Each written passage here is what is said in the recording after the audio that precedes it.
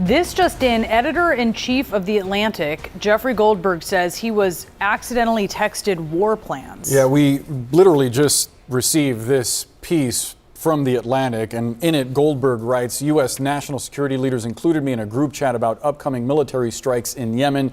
I didn't think it could be real. Then the bombs started falling. CNN's Alex Marquardt joins us now live. And Alex, this piece came out literally in the last few minutes. I haven't been able to read through all of it, but this seems like something out of a farce, like out of a comedy. It is just stunning on so many different levels. And I understand why Goldberg didn't believe it was real, because it is just shocking in several different ways. Goldberg was added to a Signal chat with some of the most senior national security members of the Trump administration. Signal is a messaging app that is encrypted, probably why these officials thought that they could have a discreet conversation on there. But on it, in this chat that Goldberg was a witness to, they talk about the planning for the recent bombing of the Houthis that started on March 15th. They talk about current intelligence assessments. There's a full-on debate among these officials about whether they should carry out this bombing of the Houthis. And these are conversations that could be in violation of the Espionage Act. Now, this group was started, it looks like, by the National Security Advisor Mike Waltz, who called it the Houthi PC Small Group. PC refers to Principals Committee. The principals in the administration are the senior-most officials. And among that group of senior officials, you have the National Security Advisor, the Vice President, the Secretary of Defense and of State, the Director of National Intelligence, the CIA Director, Steve Witkoff, the Special Envoy, the Chief of Staff to President Trump, and the list goes on. There are 18 of them. So there's this debate over whether the U.S. should go through with this bombing of the Houthis. Vice President Vance is actually arguing against it, saying that just 3% of trade goes through the Red Sea, which is where the ships have been targeted by the Houthis. Ratcliffe, the CIA director, he chimes in with current intelligence assessments that may be related to intelligence operations that are ongoing. Goldberg does not print that because, of course, that, among so many other details in this, are so highly classified.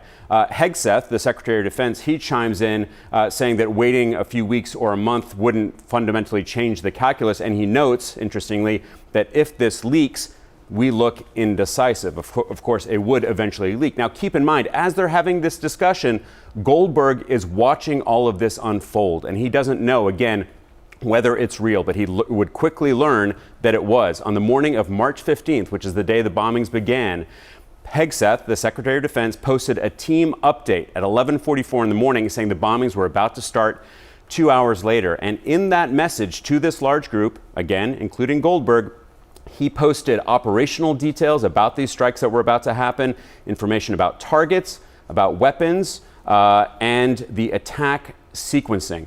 2 hours later, the strikes started. Goldberg looked up on Twitter, and he started to see explosions happening in Yemen, and that's when he knew it was true. And that's when these officials essentially started celebrating. You have John Ratcliffe, the CIA director, saying, "A good start." Mike Waltz, this National Security Advisor, responds with several emojis, as does Steve Witkoff, with two hands praying, a flexed bicep, and two American flags. So everyone approving of what just happened and celebrating. The National Security Council has not pushed back on this at all. They said that this chain was in fact real.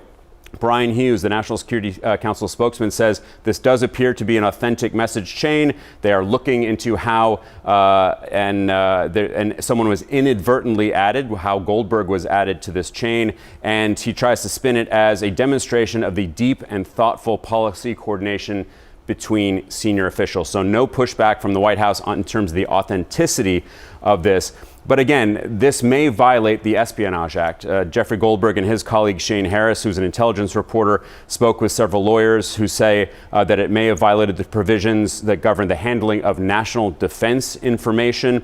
Bottom line, they say, to put it on Signal, they should not have established a Signal chat in the first place, is their conclusion, which is kind of obvious. And then the kicker of this whole piece is, as Hegseth is describing how this is going to unfold and what is going to happen, he says, we are currently clean on OPSEC, which is operational security. Clearly, they were not clean because they included a journalist in this conversation on Signal. Okay, who was the JG who thought who is missing, who should have been part of the conversation. We don't know why Waltz initially reached out to Jeffrey Goldberg and added him as a contact and then eventually added him to the group.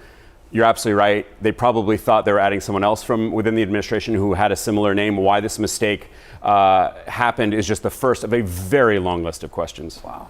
Alex Marquardt, thank you so much for bringing us this reporting. Let's talk more about this with former Defense Secretary and former CIA Director Leon Panetta. Secretary, I'm reading the piece as we speak, and it's interesting because Goldberg writes that he had very strong doubts that this text group was real. I could not believe that the national security leadership of the United States would communicate on signal about imminent war plans.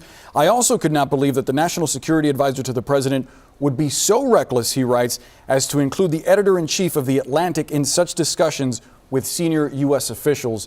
Secretary, what's your reaction to this reporting?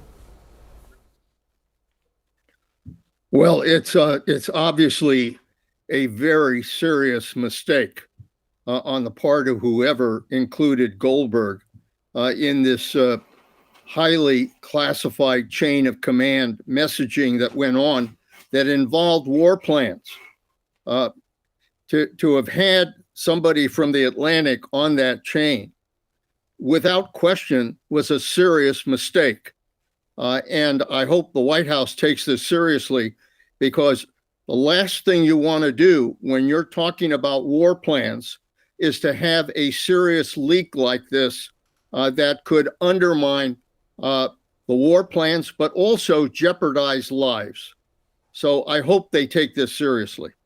What would that look like, Secretary? I think they would have to do a full investigation as to who included this name on that chain involving the highest officials in national security, from the president to the vice president to a secretary of defense, et cetera. How the name of a journalist was added to that list,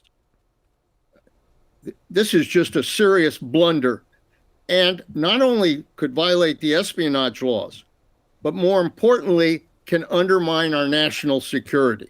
That's probably the greater problem, is that it reveals our most secret war plans that require that we protect that information in order to be able to conduct what is obviously a serious operation of war. To that point, Secretary, I wonder what could have happened here if it wasn't Jeffrey Goldberg, the editor-in-chief at The Atlantic, who received this and decided to publish this story. If it had been someone else on the contact list that was added to the signal chat, what would have been a worst-case scenario that would have put national security at risk? Well, the worst-case scenario, I mean, thankfully, Jeffrey Goldberg just assumed that this was either a joke or some kind of mistake, and obviously didn't pay attention. But somebody who would have the United States as an adversary could reveal this information immediately to the Houthis in Yemen, that they were about to be attacked. And they, in turn, could have responded and attacked U.S. facilities in the Red Sea, causing casualties of our troops and of our men and women in uniform. So if it were somebody who did not have the United States' national security interests at heart, but rather had the interests of our adversaries at heart, he could have seriously disrupted these war plans.